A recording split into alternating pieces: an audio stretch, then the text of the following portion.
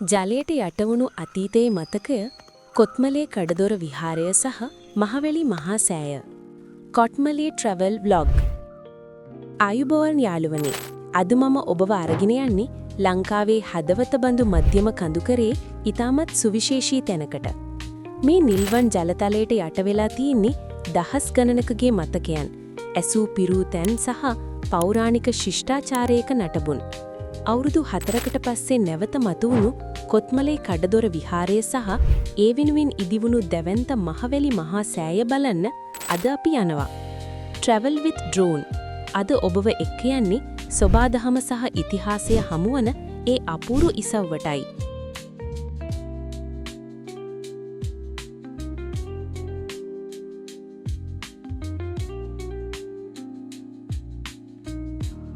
එක්දස් 980 දශකයේ ක්‍රියාත්මක වුණු කඩිනම් මහවැලි සංවර්ධන යෝජනා ක්‍රමයේ යටතේ කොත්මලේ ජලාශය ඉදිවුණා. මේ දැවැන්ත ව්‍යාපෘතිය වෙනුවෙන් ගම්මාන 50කට අධික ප්‍රමාණයක් පවුල් 3000කට වැඩි පිරිසක් Tamanගේ පාරම්පරික උරුමය අතහැරලා ගියා. මේ නිල්වන් දිය යට සැඟවුණු විහාරස්ථාන 50කට වැඩි ප්‍රමාණයෙන් එකක් තමයි මේ පෞරාණික කඩදොර විහාරය.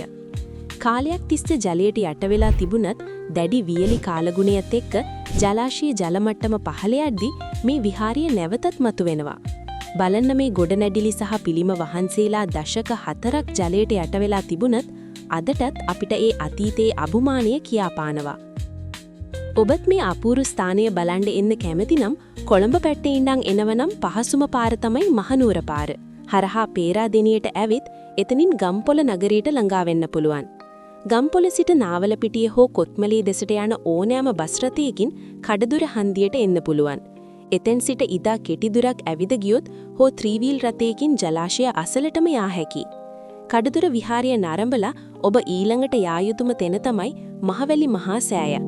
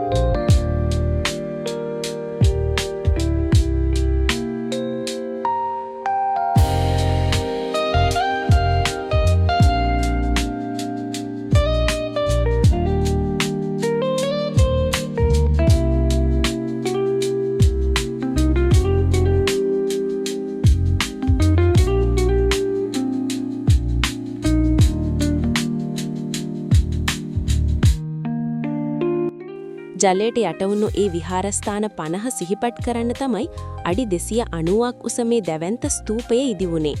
මෙතන සිට මුළු කොත්මලේ නිම්නයම ඊටාම පැහැදිලිව පෙනෙනවා.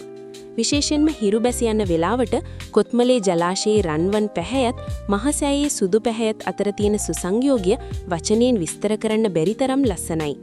ඩ්‍රෝන් කැමරාවකට නම් මේක පාරාදීසයක්.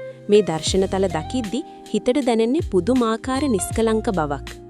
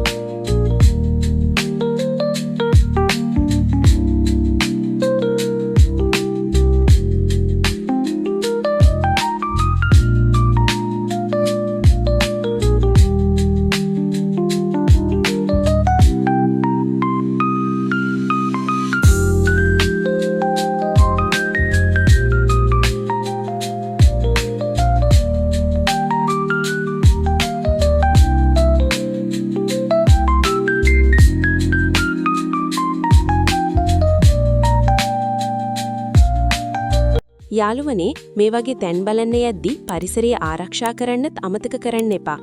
ජලාශය අවට ප්ලාස්ටික් හෝ පොලිතින් දමන්න එපා. මොකද මේ අපේ රටේ වටිනාම සම්පතක්. කඩදුර විහාරය බලන්න යන්න හොඳම කාලය තමයි පෙබරවාරි සිට අප්‍රේල් දක්වා වියලි කාලය. අපි මේ ගියේ 2026 මාර්තු 11 වෙනිදා. අද මගේ ගමන ගැන ඔබ මොකද හිතන්නේ? පල්ලෙහායින් කමෙන්ට් කරන්න. මේ වගේ ලස්සන තැන්වල ඩ්‍රෝන් දර්ශන බලන්න travel with drone subscribe කරන්නත් අමතක කරන්න එපා.